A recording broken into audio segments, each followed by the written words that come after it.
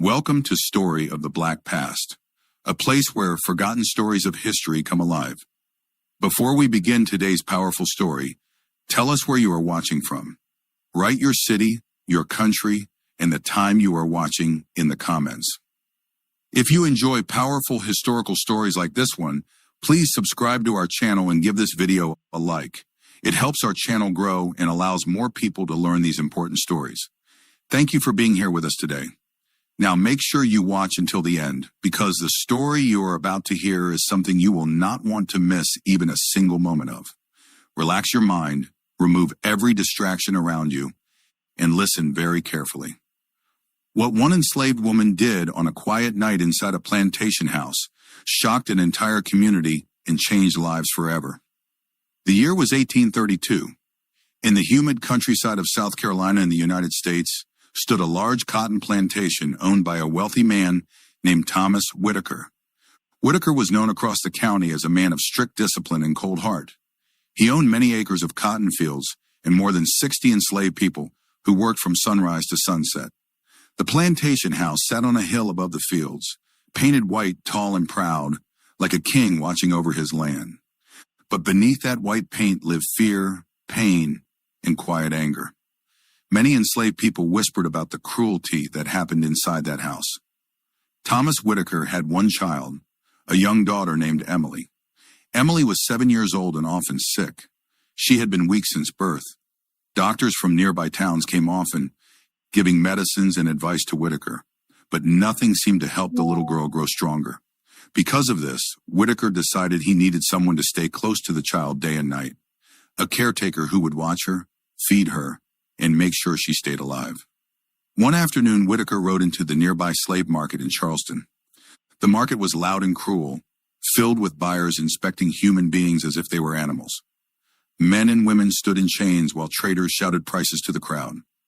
Whitaker walked slowly among them, examining faces with cold eyes. He was not looking for strength this time.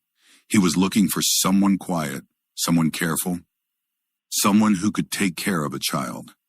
His eyes stopped on a young enslaved woman standing silently near the end of the row. She looked to be about 20 years old. Her skin was dark, her eyes calm but deep, like someone who had seen many storms. Her name was Amma. She had been taken from the Gold Coast of West Africa many years earlier when she was still a child. Traders had sold her from plantation to plantation, and she had learned to survive by staying silent and watching everything around her. The trader spoke loudly to Whitaker. He said the woman was strong, obedient, and skilled with children. He said she once worked in a household caring for a baby. Whitaker listened carefully. Amma stood quietly with her hands tied in front of her, saying nothing. She had learned long ago that words rarely helped in places like this. Whitaker looked at her again. Then he nodded. Within minutes, money exchanged hands. Just like that, Amma's life changed once more. She was placed in chains and loaded into a wagon headed toward Whitaker's plantation. The journey took many hours. Amma sat silently in the wagon beside two other enslaved people who had also been purchased that day. The road was rough, the sun hot, and dust filled the air. But Amma's mind was far away from the road. She was remembering something she had carried deep inside her heart for years. A memory she never spoke about. Years earlier, another plantation owner had bought her family. Her mother had worked in the house. Her younger brother worked in the fields. One night, the overseer accused her brother of stealing food. The boy had only been 10 years old. Without mercy, the overseer ordered him whipped in front of everyone. Amma had been forced to watch. The boy never survived the beating. That night, something inside Amma had changed forever. She learned that silence could hide many things: anger, patience, plans. By the time the wagon reached Whitaker's plantation, the sun was already beginning to fall behind the trees. The tall white house stood on the hill exactly as people in Charleston had described it. Amma stepped down from the wagon slowly as a guard unlocked her chains. The air smelled of cotton and wood smoke. In the distance, she could see dozens of enslaved workers returning from the fields, their bodies tired and bent. Whitaker stood on the porch waiting. He walked down the steps and looked at Amma carefully. For a long moment, he said nothing. Then he spoke in a calm but firm voice. He told her she would care for his daughter. He told her the child must never be left alone. He told her that if anything happened to the girl, there would be serious consequences. Amma nodded quietly. She was then taken inside the large plantation house. The inside was very different from the dusty fields outside. Tall ceilings, wooden floors, and large windows filled the house with fading evening light. Amma followed one of the house servants upstairs to a small bedroom at the end of the hall. Inside the room sat a small bed near the window. On the bed was a thin little girl with pale skin and soft brown hair. Emily Whitaker looked weak but curious as she watched the new woman enter the room. The house servant spoke to Amma and explained her duties. Feed the girl, wash her. Stay in the room during the night. If the child cried, Amma must come immediately. When the servant left, the room became very quiet. Amma walked slowly toward the bed. The little girl stared at her with wide eyes. For a moment, neither of them spoke. Then Emily whispered something very softly. She asked Amma if she would stay. Amma nodded gently. That night, the plantation became quiet as darkness spread across the land. The workers slept in small wooden cabins far from the big house. Guards walked slowly along the fields with lanterns. The air was filled with the sound of insects and distant wind moving through the cotton plants. Inside the plantation house, most of the lights had been turned off. Only one candle still burned in Emily's room. Amma sat beside the bed watching the child sleep. Her face was calm, but her thoughts were moving like a storm inside her mind. Because Amma had already noticed something very important about this plantation. Something that others had not seen yet. Something that would change everything before morning. And when the night grew deeper and the house fell completely silent, Amma slowly stood up from the chair beside the bed. What she did next would shock everyone on the plantation the following morning. And it would reveal that the quiet woman Thomas Whitaker had bought to care for his daughter was not the person he believed she was. If you want, I will continue immediately with part 2, where the first shocking event of that night happens, and the real secret about Amma begins to unfold. Amma stood beside the small wooden bed and listened carefully. The plantation house had grown completely silent. The candle beside the bed burned slowly, and the flame moved gently in the warm night air. Outside the window, the moon shone across the cotton fields and the cabins where the enslaved workers slept. Amma looked toward the sleeping child. Emily's breathing was soft and uneven, like someone who struggled even in rest. Amma slowly walked to the window and looked down the hill toward the dark cabins. For many minutes, she said nothing and did nothing. She simply watched. Amma had learned long ago that the night revealed truths that the day tried to hide. During the day, people spoke loudly, gave orders, and watched each other carefully. But at night, guards became tired. Doors were not checked twice. People believed the darkness protected them. Amma understood that the night could hide many things: plans, movements, decisions. She turned back toward the bed and watched Emily again. The child moved slightly and opened her eyes. For a moment, the girl seemed frightened, perhaps forgetting where she was. Then she saw Amma sitting beside her, and her face relaxed again. Emily spoke in a small, weak voice and asked if Amma had ever seen snow before. Amma paused for a moment before answering. She told the child that she had once seen snow many years ago when she lived farther north. Emily smiled faintly and said she hoped she would see snow one day too. Amma looked at the girl carefully. She could see that the child was not cruel. The girl had the innocent curiosity that belonged to children everywhere. Amma had seen many children like her before slavery had scattered her family across distant lands. Emily asked another question. She asked if Amma had children of her own. For a moment, Amma did not answer. Her eyes moved toward the floor, and a memory rose slowly in her mind. She remembered a small boy with bright eyes who once ran through tall grass near a wooden cabin. She remembered the sound of his laughter. She remembered the day soldiers came to the plantation and sold several enslaved families to traders traveling south. She never saw the boy again.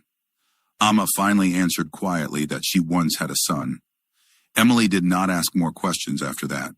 The child simply nodded and closed her eyes again. Within minutes, she was asleep once more. The candle burned lower. Amma waited. Time passed slowly. The moon climbed higher in the sky and the plantation remained silent. Somewhere outside a dog barked once and then stopped. Amma listened carefully to every sound. Her ears had become skilled over the years. She could hear footsteps from far away and could tell whether they belonged to guards or workers. Finally, she heard what she had been waiting for. A door downstairs opened. Amma moved quietly toward the bedroom door and opened it slightly. The hallway was dark, but a small light flickered near the staircase. Someone was moving through the house with a lantern. Amma stepped softly into the hallway. From the top of the staircase, she could see Thomas Whitaker walking across the main room below. He was holding a bottle and drinking from it as he walked. His steps were slow and heavy. Amma could smell the strong scent of alcohol even from upstairs. Whitaker often drank late at night. Many plantation owners did. It helped them forget the screams they heard during the day. Amma watched him carefully. Whitaker moved toward a desk near the wall and opened a drawer. From the drawer, he removed a small leather book and placed it on the table. Then he sat down and began writing something. Amma stayed in the shadows of the hallway. She studied every movement. For several minutes, Whitaker continued writing while drinking from the bottle. Finally, he stood up again and walked toward the front door. He opened it and stepped outside into the night air. Amma waited until the sound of his footsteps faded. Then she slowly walked down the staircase. Her feet made almost no sound on the wooden steps. Years of careful living had taught her how to move like a whisper in dark places. When she reached the main room, she walked directly toward the desk. The leather book still lay open. Amma looked toward the front door to make sure Whitaker was still outside. Then she leaned forward and read the page. Inside the book, Whitaker had written records of everything on the plantation. Names of enslaved people, ages, work assignments, punishments, purchases, sales. Amma turned one page, then another. Suddenly, her fingers froze. On one page, she saw a name she recognized. The name of a young boy. Her heart began beating faster. The record said the boy had been sold 2 years earlier to a plantation in Georgia. The boy's name was Kojo. Amma whispered the name under her breath. Kojo was the name of her lost son. For a moment, the room seemed to spin around her. After all these years, she had believed the child was gone forever. Yet here in Whitaker's book was proof that he was still alive somewhere. Amma closed her eyes and breathed slowly. This changed everything. Because Amma had not come to this plantation by accident. For years, she had quietly searched for any sign of her son. Every plantation she was sold to, every trader she encountered, she listened carefully for news. Now she finally had a direction. Georgia. Amma closed the book carefully and placed it exactly as Whitaker had left it. But another thought was now forming in her mind. Whitaker had written many other things in that book. Plans for buying more enslaved workers, plans for expanding the cotton fields, plans for punishments against workers who tried to run away. Amma understood something very clearly. If Whitaker remained alive and powerful, dozens more families would be torn apart just as hers had been. She heard footsteps outside again. Whitaker was returning. Amma moved quickly and silently back toward the staircase. Within seconds, she was upstairs again and inside Emily's room. She sat quietly beside the bed just as Whitaker's boots stepped into the house below. The candle beside the bed had almost burned out. Emily slept peacefully. Amma watched the small flame slowly grow weaker. Then the bedroom door opened. Whitaker stepped inside the room holding the lantern. His eyes moved toward the bed and then toward Amma. For several seconds, he simply watched them both. Then he walked closer and looked down at his daughter. He seemed satisfied to see that the child was sleeping.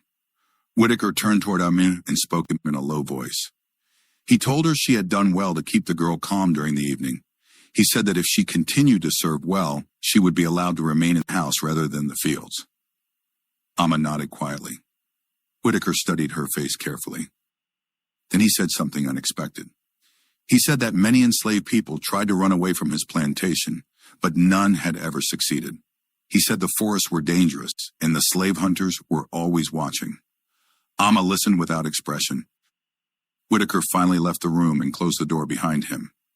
The house fell silent again. The candle flame flickered one final time and went out. The room was now filled only with moonlight. Amma sat beside the bed for a long time thinking about the name she had seen in Whitaker's book. Kojo. Her son was alive. Somewhere far away he was growing older, without knowing whether his mother still lived. Amma slowly stood up and walked again to the window. She looked across the dark fields where the tired workers slept, unaware that something inside the plantation house had already begun to change. Because Amma now knew two important truths. Her son was alive, and Thomas Whitaker held the information that could lead her to him. Outside, the wind moved gently across the cotton plants. Inside the quiet room, Amma whispered softly to herself. Before another year passed, she would leave this plantation. And the man who believed he owned her life would never see it coming. Morning arrived slowly over the Whitaker plantation. A pale orange light spread across the cotton fields as the sun rose above the distant trees.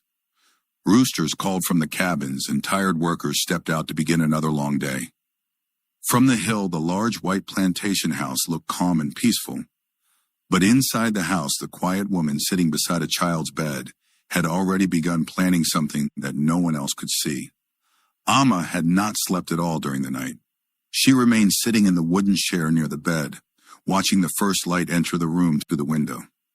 Emily was still asleep, her small chest rising and falling slowly.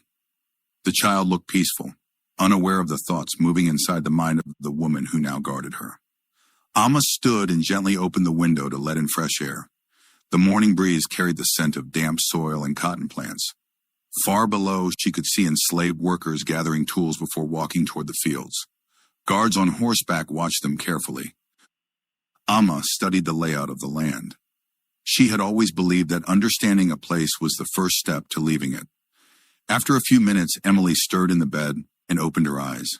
The girl looked weak but curious as she saw the sunlight in the room. She smiled faintly when she saw Amma near the window. Emily asked if morning had come already. Amma nodded and walked back to the bed. She helped the child sit up slowly and brought her a small bowl of warm porridge that the kitchen servant had left outside the door earlier. Emily ate slowly while asking small questions about the fields she could see from the window. Amma answered gently. She explained how cotton plants grew and how workers picked the white fibers during harvest. Emily listened with interest. When the bowl was empty, Amma wiped the girl's hands and helped her lie back against the pillows. Emily looked at Amma carefully and spoke again. She said that most servants were afraid of her father, but Amma did not seem afraid at all. Amma paused.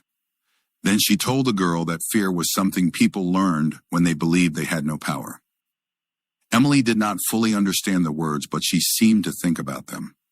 Soon after that, a knock sounded at the door. A house servant entered and informed Amma that the master wanted to see her downstairs. Amma followed the servant through the hallway and down the staircase. The house felt larger during the day, filled with quiet movement as servants cleaned floors and carried water. Whitaker was waiting near the dining table. He looked up and Amma entered the room. For a moment he said nothing. Then he began asking questions about the night. Did the child sleep well? Did she cough during the night? Did she cry? Amma answered calmly and truthfully. Whitaker seemed satisfied. Then he poured himself coffee and leaned against the table.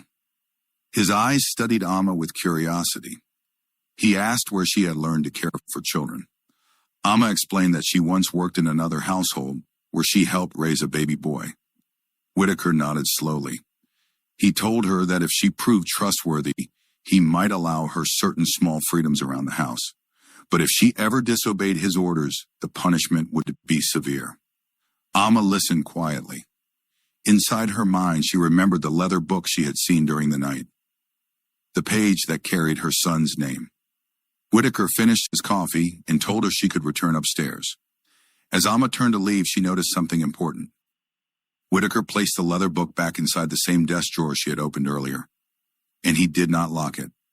Amma walked back upstairs with slow, steady steps, but inside her mind, every detail of the house was being recorded carefully. The desk, the drawer, the book, the stairs, the distance to the door. Every piece of information mattered. When she returned to Emily's room, the child was sitting up again, looking out the window. The morning sun made the cotton fields shine like white clouds across the land. Emily asked Amma if she would tell her a story. Amma sat beside the bed and began telling a story from her childhood in Africa. She described tall green forests and rivers that moved quietly through the land. She spoke about birds with bright feathers and villages where children ran freely under the open sky. Emily listened with wide eyes. For a moment, the plantation house disappeared from the child's imagination. But while Amma spoke, her eyes sometimes moved toward the window. She was studying the position of the guards outside. 2 rode along the road near the fields. 1 walked slowly near the barns, and another sat beneath a tree not far from the main gate. Amma knew something very clearly. Leaving this plantation would not be easy, but nothing about her life had ever been easy. The day passed slowly. Emily slept for many hours during the afternoon, while Amma remained near the bed sewing small repairs on the girl's blanket. House servants occasionally entered to check on the child, but otherwise the room remained quiet. As the sun began to lower again in the sky, Amma heard the sound of horses approaching the plantation house. She moved toward the window. 3 men had arrived. One of them was a slave trader. Amma recognized the look immediately. The man wore a wide hat and carried a leather bag filled with papers. Whitaker stepped outside to greet them. Amma watched carefully as the men spoke near the porch. She could not hear the conversation, but she could see Whitaker pointing toward the fields and then toward the cabins. The trader opened his bag and removed several papers. Amma's stomach tightened. She knew what this meant. Whenever traders visited a plantation, families were often separated, sold, moved, lost forever. Amma felt a sudden fear that Whitaker might sell some of the workers soon. And if that happened, the names she had seen in the book might disappear again before she had the chance to learn more. She had to act carefully. Very carefully. Evening arrived and the traders eventually rode away. Whitaker returned inside looking satisfied. The house servants whispered quietly among themselves, worried about what business had been discussed. When night came, the plantation grew silent once again. Emily slept early after a long day. Amma waited beside the bed until the house grew completely quiet. Then she stood slowly. Her heart beat faster as she walked toward the door. She stepped into the dark hallway and listened. No footsteps. No voices. Only silence. Amma moved toward the staircase again. The same desk waited below in the dim light of a small lantern left burning near the wall. Amma reached the drawer and opened it carefully. The leather book was still there. She opened it again to the page where she had seen her son's name. But this time she continued reading the lines beneath it. There was more information. A plantation name in Georgia. A buyer's name. And a date. Amma's eyes widened. The sale had happened in the year 1830. That meant her son would now be around 12 years old. Still young, still alive, still somewhere she might reach. Amma closed the book slowly. Her decision was now clear. She would leave this plantation. But before she left, she would make sure Thomas Whitaker could never again sell another child away from their mother. And what Amma would do on the night she finally chose to act would shock the entire county. Because the quiet caretaker inside the Whitaker house was not simply planning to escape. She was planning something far more dangerous. Something that would make people speak her name for many years to come. The next few days passed quietly on the Whitaker plantation. Yet beneath that quiet surface, something was slowly changing. Amma continued her duties in the house, caring for Emily with patience and calm attention. To everyone watching, she appeared exactly what Whitaker believed he had purchased. A quiet woman who obeyed orders and asked few questions. But every moment she spent inside the plantation house was another moment she used to learn more about the place that held her captive. Each morning, she watched from the upstairs window as the workers walked to the fields. She counted the guards. She studied when they changed positions. She noticed when they became tired during the late afternoon heat. She paid attention to which doors inside the house were locked and which ones were not. Amma also learned something important about Whitaker himself. The man trusted routine. He followed the same pattern every day. He woke early, walked through the fields while shouting instructions to the overseer, then returned to the house for breakfast. During the afternoon, he often met with traders or neighboring plantation owners. And nearly every night, he drank heavily after dinner before writing in his leather record book. Routine made a man predictable, and predictable men could be defeated. Inside the house, Emily had grown more comfortable with Amma. The little girl often asked her questions about distant places and strange animals. Amma answered patiently, telling stories that filled the child's imagination with forests, rivers, and wide-open skies. One afternoon, Emily asked a question that caused Amma to pause. The girl asked why enslaved people were not allowed to leave the plantation. Amma looked at the child carefully before answering. She explained that some people believed they owned others, even though no human being should ever belong to another. Emily seemed confused. She said her father always told her that enslaved people were property. Amma said nothing more. The child was too young to fully understand the world she had been born into. But Amma could already see something different in the girl's eyes. Emily listened. She thought. She questioned. Those were things many plantation owners did not teach their children. Days turned into weeks. Amma slowly gained the trust of the house servants as well. They saw that she worked hard and did not complain. Some of them began speaking with her quietly during moments when Whitaker was not nearby. From them, Amma learned even more about the plantation. She learned that Whitaker planned to sell several workers before the next harvest. The trader who had visited earlier was preparing a group of buyers from other states. Amma listened to these whispers carefully. Each word pushed her closer toward the decision she already knew she must make. One evening, as the sun disappeared behind the trees, Amma was helping Emily prepare for sleep when the sound of shouting suddenly echoed from the fields. Amma walked quickly to the window. Down below, she could see a group of workers gathered near the barns. An overseer stood in the center holding a whip. One young man had fallen to his knees. Amma felt her chest tighten. The overseer raised the whip again. Even from the house, Amma could hear the crack of leather cutting through the air. Emily also heard the sound. The child looked frightened. She asked Amma what was happening outside. Amma hesitated before answering. She said that sometimes people were punished for things they did not do. Emily moved closer to the window, but Amma gently guided her back toward the bed. The girl did not need to see the violence happening below. But Amma watched. She watched until the overseer finally stopped, and the injured worker was dragged away by two others. The overseer laughed as he walked back toward the barns. Amma's hands slowly closed into fists. Moments like that reminded her exactly why men like Whitaker must never continue their power. Later that night, the plantation returned to silence. Emily slept peacefully. Amma sat beside the bed thinking about everything she had learned during the past weeks. The guards, the routines, the traders, the punishments, and the book that held the information about her son. Her mind moved carefully through each detail. A plan was forming, but it would require courage. It would also require perfect timing. Near midnight, Amma heard the familiar sound of Whitaker walking downstairs again. The wooden floor creaked beneath his heavy steps. The faint smell of alcohol drifted up the staircase. Amma knew his routine well now. He would drink. He would write in a book. Then he would fall asleep heavily in his study. Amma stood slowly. She stepped into the hallway and listened. Whitaker's voice could be heard below, speaking to himself while pouring another drink. Amma moved quietly down the staircase. This time she did not go to the desk.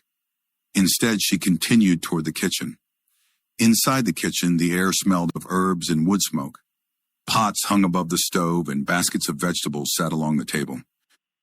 Amma walked to a small wooden cabinet where the cook kept dried plants used for medicine and seasoning. She carefully opened the cabinet. Among the jars was one she recognized immediately. It contained powdered roots from a plant that grew wild near many southern forests. In small amounts, the plant could help reduce fever, but in larger amounts, it became extremely dangerous. Amma held the jar for a moment. Her heart beat steadily. Then she closed the cabinet and returned upstairs. In Emily's room, the candle burned softly beside the bed. The child stirred slightly as Amma entered, but did not wake. Amma placed the jar carefully beneath the chair where she sat. She would not act yet. The time had not come. Over the next several days, Amma continued observing everything. She waited patiently. Finally, the moment arrived sooner than she expected. One afternoon, Whitaker announced that several traders would return the following night. He planned to sell 5 workers from the plantation. 5 families would be torn apart. 5 lives would disappear onto distant plantations. Amma felt the familiar cold determination rise inside her chest. That night, the traders arrived again. The plantation house filled with loud voices and laughter as Whitaker and the visitors drank together in the dining room. Amma remained upstairs with Emily, but she could hear the conversation clearly through the floor. The traders spoke about prices, about strength, about how much cotton a young worker could produce in a season. To them, these were simple business discussions. But to Amma, each word felt like another chain being tightened around innocent lives. Emily eventually fell asleep. Downstairs, the voices grew louder as the men continued drinking. Amma sat beside the bed watching the candle flame. The time had finally come. She reached beneath the chair and removed the small jar. Her movements were calm and steady. Amma walked quietly into the hallway. The sounds of laughter echoed from the dining room below. No one would notice her entering the kitchen. Step by step, she descended the staircase. Her plan was simple, and once it began, there would be no turning back. Because before the sun rose over the Whitaker plantation again, the man who believed he controlled the lives of everyone around him would face something he had never expected. Justice. And what Amma would do during the next few hours would shock every person who lived within miles of that plantation. Amma stepped quietly into the kitchen while the voices of the men downstairs echoed through the house. The traders and Thomas Whitaker were deep in drink and loud conversation, their laughter rising and falling as bottles emptied on the dining table. The smell of roasted meat and strong liquor filled the air. Amma paused near the kitchen door and listened carefully. No one was coming. The servants had already been dismissed for the night, and the men believed the house was under their complete control. Amma walked toward the wooden counter and placed the small jar gently beside a metal cup. Her hands moved slowly, carefully, as if each motion had already been practiced many times inside her mind. She opened the jar and looked at the fine powder inside. The dim lantern light touched the surface of the powder, giving it a pale color. She remembered the old woman on a distant plantation who had once shown her the plant many years earlier. The woman had explained its power in a quiet voice while gathering herbs near a forest edge. In small amounts, it healed fever. In larger amounts, it stopped the body slowly and painfully. Amma closed her eyes for a brief moment. Then she began preparing the mixture. In the dining room, Whitaker poured another drink while speaking loudly about his plantation. He boasted about the strength of his workers and the size of his cotton harvest. The traders listened with interest because every word meant profit for them. One of the traders asked Whitaker how he kept his workers under control. Whitaker laughed heavily. He said fear was the most powerful tool a man could use. The traders laughed with him. None of them noticed the quiet footsteps moving through the kitchen behind the wall. Amma poured wine from one of the open bottles into 3 cups that sat waiting on a tray. Her movements were smooth and careful. Then she added the powder to the cups, stirring slowly until it disappeared completely into the dark liquid. Her face remained calm, but inside her heart memories were rising like shadows. She remembered the day her brother had died after the overseer's beating. She remembered the day traders had taken her son away. She remembered the countless nights of quiet suffering that enslaved people endured while men like Whitaker slept peacefully in large houses. Amma lifted the tray. Then she walked toward the dining room. The men looked up when she entered. Whitaker barely glanced at her before waving his hand toward the table. He ordered her to bring more wine. Amma placed the tray down and handed each man a cup. Whitaker took his drink without looking at her face. The traders did the same. They continued their conversation, speaking loudly about markets and prices, while Amma stood quietly beside the wall. Within minutes, the men began drinking. Amma watched carefully. At first, nothing changed. Whitaker continued laughing while telling a story about a worker who had once tried to escape. He described how the guards had caught the man in the forest and dragged him back in chains. The traders laughed again. But soon one of the men paused. He touched his throat as if something felt strange. Whitaker noticed the movement and asked what was wrong. The trader tried to answer, but his voice sounded weak. Whitaker frowned and took another drink from his cup. Amma watched, silently. Another minute passed. Then Whitaker's face slowly changed. He looked confused. His hand tightened around the cup as he tried to stand from the chair. The room suddenly grew quiet. One of the traders attempted to rise, but his legs failed beneath him. He collapsed back into the chair, breathing heavily. Whitaker looked toward Amma with growing suspicion. He tried to speak, but the words would not come clearly. Amma met his eyes for the first time since entering the room.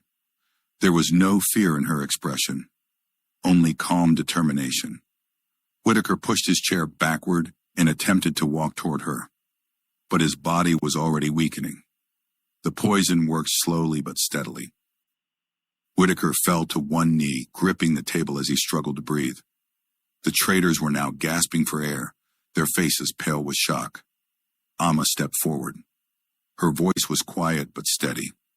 She told Whitaker that many years ago a young boy had died after a beating ordered by a plantation overseer.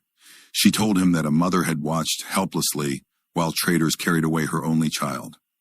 Whitaker tried to speak again, but only a weak sound escaped his throat. Amma continued. She told him that men who treated human lives like property often believed they would never face consequences. Whitaker collapsed fully to the floor. The traders were no longer moving.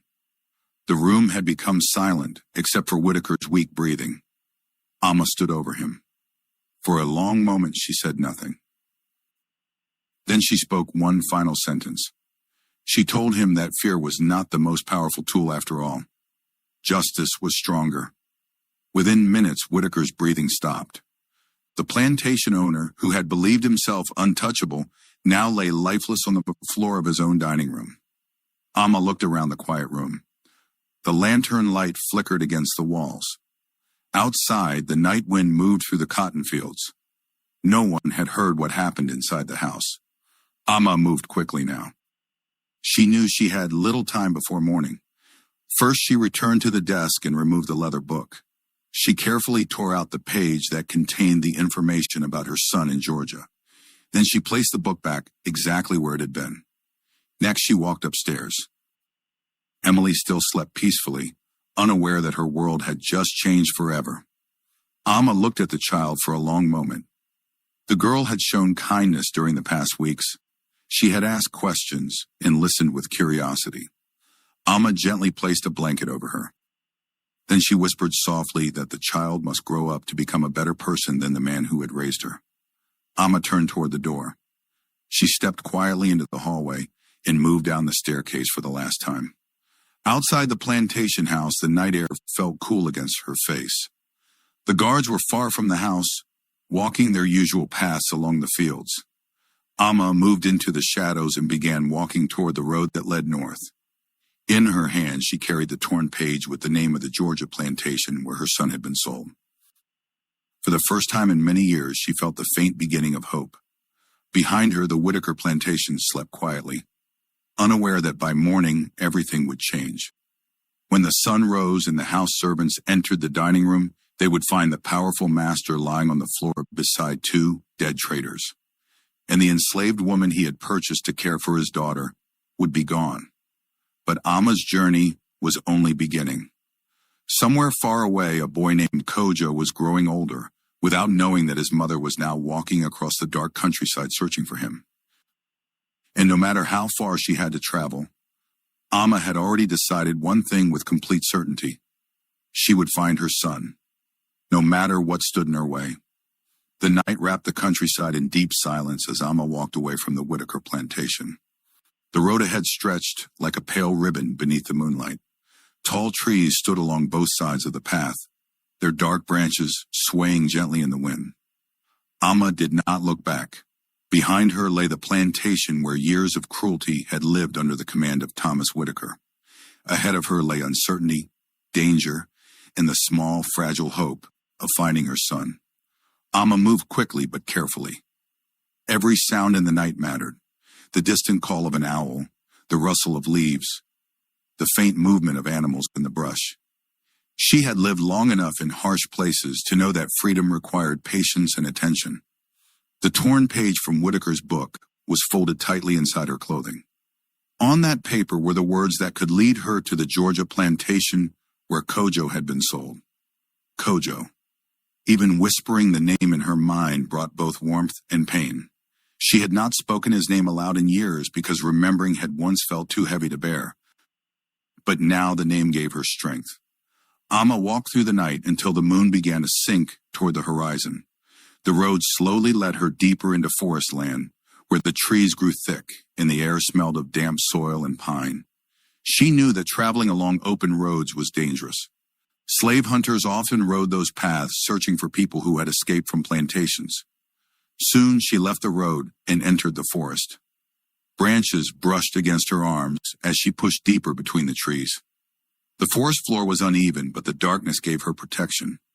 By the time the first light of dawn appeared in the sky, Amma had found a small hollow beneath a fallen tree where thick bushes hid the ground from view. She crouched there quietly. Morning soon arrived. Birds began calling from the branches above. In the distance, Amma could hear the faint sound of horses moving along the road she had left behind. Her escape would already be discovered. At the Whitaker plantation, the house servants would have entered the dining room and found the bodies on the floor. Panic would spread quickly. Guards would ride out in every direction, searching for the person responsible. Amma knew they would guess the truth soon enough.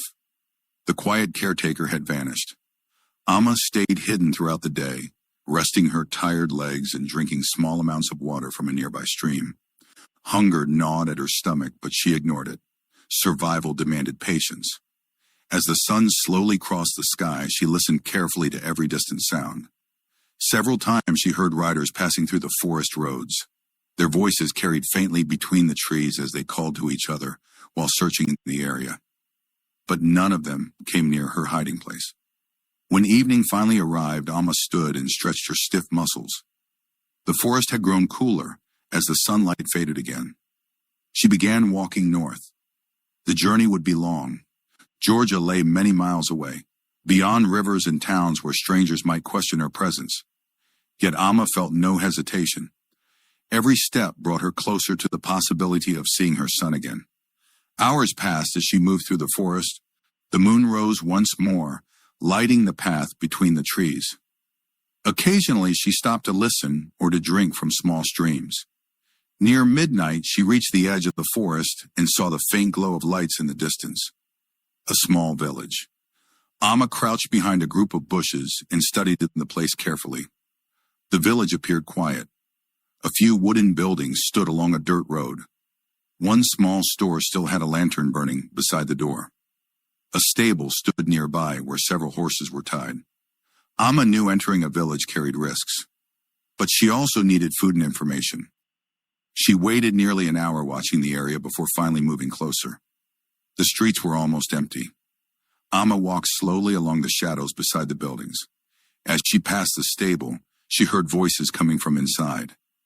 Two men were speaking while preparing horses. Amma moved closer and listened. One man mentioned the Whitaker plantation. He said they had heard news that the plantation owner and two traders had been found dead that morning. The sheriff had already begun organizing search parties. Amma felt her chest tighten. The news had spread quickly. The second man asked if they knew who had done it. The first man said some people believed it was an enslaved woman who had been working inside the house. No one had seen her since the night before. The men laughed nervously. They said the woman would never survive long in the wilderness. Amma quietly stepped away from the stable.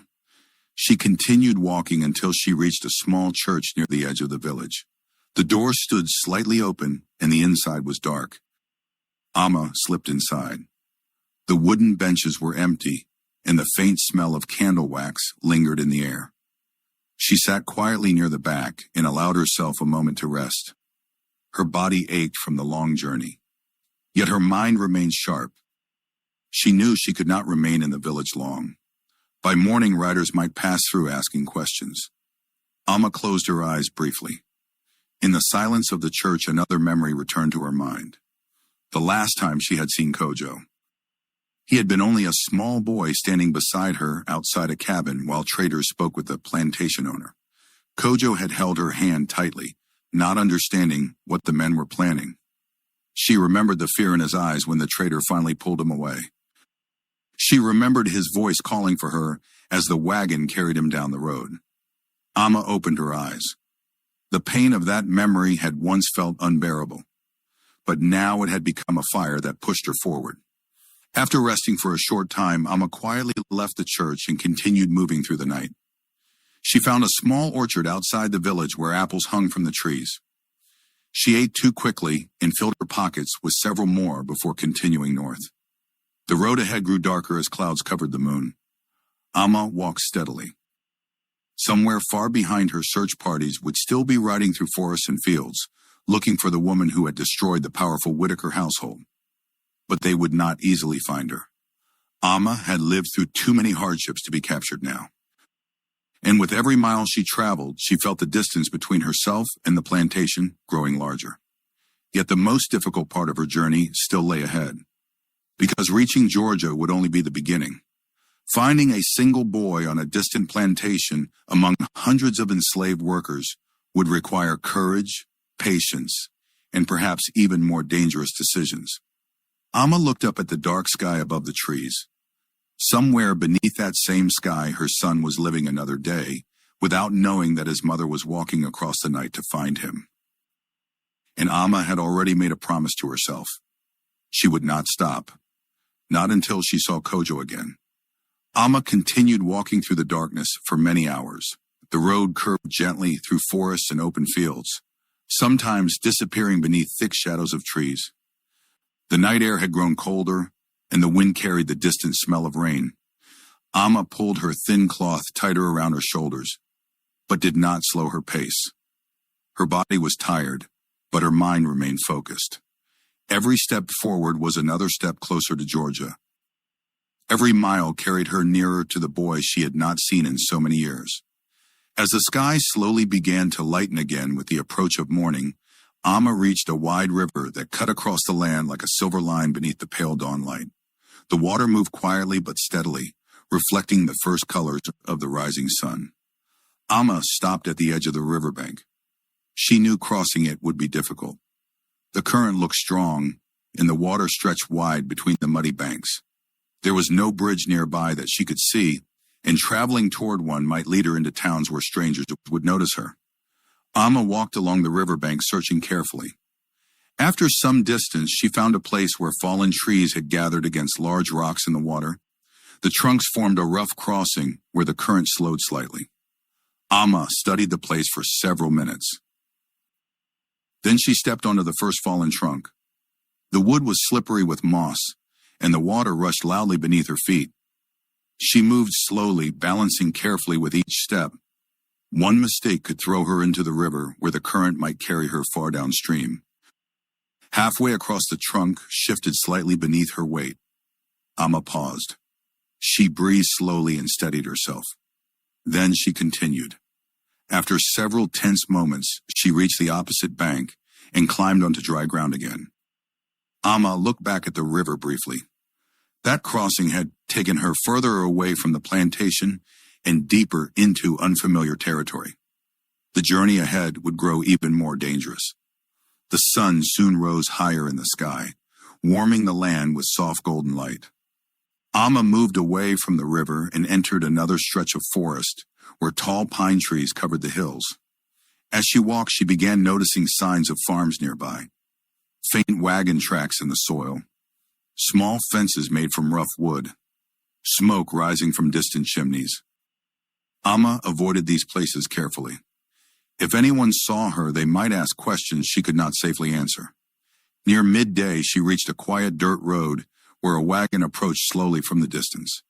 Amma quickly stepped into the trees beside the road and crouched behind thick bushes. The wagon rolled closer. Inside sat an elderly man wearing worn clothing and a wide hat. The wagon carried sacks of grain and several wooden barrels. Amma watched carefully. The man did not appear wealthy or powerful like the plantation owners she had known. He looked like a simple farmer. As the wagon passed the place where Amma hid, the man suddenly slowed his horse. Amma froze. Had he seen her? The man looked toward the trees for a moment. Then he spoke in a calm voice. He said quietly that hiding in the bushes would not help if someone was hungry. Amma hesitated. Slowly she stepped from the trees. The man studied her face but did not appear surprised. He reached behind him and lifted a small cloth bundle from the wagon. Inside were pieces of bread and dried meat. He handed the bundle to her without speaking further. Amma accepted the food cautiously. She had learned not to trust strangers easily. But the man's eyes held no cruelty. He simply nodded once before guiding his horse forward again along the road. Amma watched the wagon disappear into the distance. For a moment she stood quietly holding the bundle of food. Then she whispered a quiet thank you into the empty air. Moments like that reminded her that not every person in this world carried the same darkness that had filled the plantations. Amma continued walking through the afternoon. By evening, she reached the edge of another forest where a narrow path led deeper between the trees. She followed it carefully, hoping to remain hidden from travelers along the larger roads. As night approached, the forest grew darker, and the sounds of animals filled the air. Crickets chirped in the tall grass, and distant wolves howled somewhere far beyond the hills. Amma eventually found a small clearing where she could rest for the night. She ate some of the bread the farmer had given her and drank water from a nearby stream. For the first time since leaving the plantation, she allowed herself a moment of quiet reflection. So much had changed in only a few days. Thomas Whitaker was dead.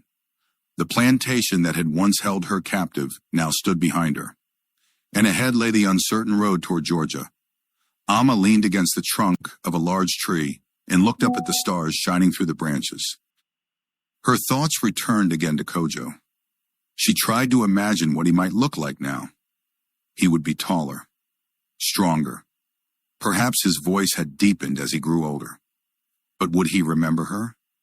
Would he recognize the mother who had been taken from him when he was still so young? Amma closed her eyes. She remembered the warmth of holding him as a baby, the sound of his laughter when he chased birds near their old cabin, the way he had clung to her hand the day the traders arrived. Those memories had never left her, and they never would. Amma opened her eyes again and stared into the night sky. No matter how long the journey took, she would continue walking, because somewhere far ahead her son was living another life on another plantation. And soon, if fate allowed it, their paths would finally cross again. But Amma did not yet know that danger was already moving quietly behind her. Back in South Carolina, the sheriff had begun sending riders across several counties, searching for the escaped woman responsible for the deaths at the Whitaker plantation. And among those riders was a man known for one thing above all else. He never failed to find the people he hunted. Amma woke before the sun rose. The forest was still wrapped in darkness, and the air felt cold against her skin. For a few moments she remained still beside the tree where she had rested, listening to the quiet sounds of the early morning. A soft wind moved through the branches above, and distant birds had begun their morning calls. She stood slowly and stretched her tired legs. Another long day of walking lay ahead. Amma ate the last piece of bread from the bundle the farmer had given her and drank from the nearby stream. The cold water helped wake her senses. She knew she must move before the sunlight reached the forest paths. Somewhere behind her, men were searching. The sheriff and his riders would not give up easily. The death of a wealthy plantation owner had stirred fear and anger among powerful people across the region. They would want the person responsible brought back for punishment. Amma stepped back onto the narrow forest path and began walking north again. The trees grew thinner as the morning light slowly spread across the land. By mid-morning, the forest opened into wide fields, covered in tall grass that moved like waves in the breeze. Amma paused at the edge of the field. Crossing open land was always dangerous. Anyone riding nearby could easily see her. But there was no other path forward. She moved quickly through the grass, keeping low while scanning the horizon carefully. Her eyes searched constantly for the shape of riders or distant wagons. For nearly an hour, she walked across the wide field without seeing another person. Then suddenly she heard something. The faint sound of horses. Amma dropped quickly into the tall grass. The sound grew louder. Hooves striking the ground. Voices speaking in the distance. Amma slowly lifted her head just enough to see over the grass. 3 riders were moving along the road that ran beside the far edge of the field. One of the men carried a rifle across his shoulder. Amma's heart beat faster. She remained completely still. The riders stopped their horses and began scanning the land around them. One of the men pointed toward the field while speaking to the others. Amma lowered her head again. The tall grass covered her body, but if the men rode into the field, they might still discover her. Seconds passed slowly. The riders continued talking. Then one of them laughed and shook his head. The men turned their horses back toward the road and rode away. Amma remained still for several minutes after the sound of hooves faded into the distance. Only when she was certain they had gone did she rise again and continue moving through the grass. By the time she reached the far side of the field, the sun stood high in the sky. Amma stepped into the shade of another forest and allowed herself a moment to breathe. The search for her had already begun spreading across the countryside. She needed to move faster. That afternoon, the land began rising into low hills covered with thick trees. Small streams ran through the valleys and birds moved between the branches overhead. Amma followed one of the streams north, using the water to hide her tracks. As she walked, she noticed smoke rising from somewhere ahead through the trees. She approached slowly and carefully. Soon she saw a small cabin standing alone near the edge of the forest. A vegetable garden grew beside the cabin, and a few chickens moved around the yard. Amma hesitated. Approaching another home carried risks, but she had been traveling for many days now, and her strength was fading. After several minutes, she stepped out of the trees and walked toward the cabin.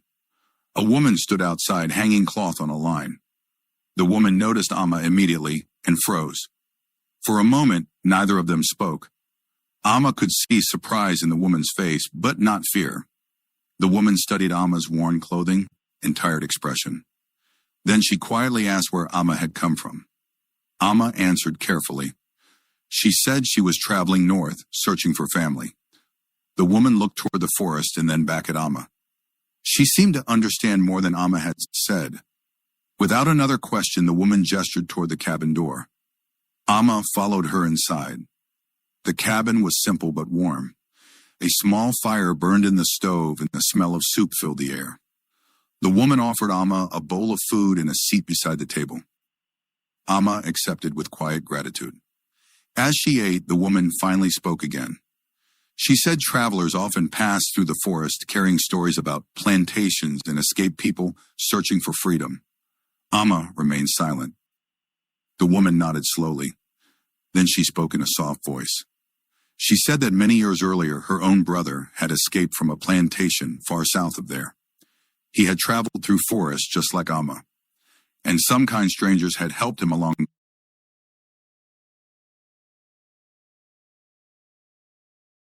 the way. The woman looked directly at Amma. She said the road north would eventually lead toward Georgia. Amma's heart stirred at those words. The woman walked to a small shelf and removed a folded piece of cloth. Inside the cloth were several dried apples and a small knife. She placed the bundle on the table. Then she gave Amma directions toward a path that would avoid the larger towns where riders might be searching. Amma finished the soup slowly. Before leaving, she thanked the woman quietly. The woman simply smiled and told her to travel carefully. As Amma stepped outside, the sun was beginning to sink toward the hills again. She looked back once at the small cabin. Then she continued walking along the path the woman had shown her. The sky slowly turned orange and purple as evening approached. Amma felt new strength returning to her tired body.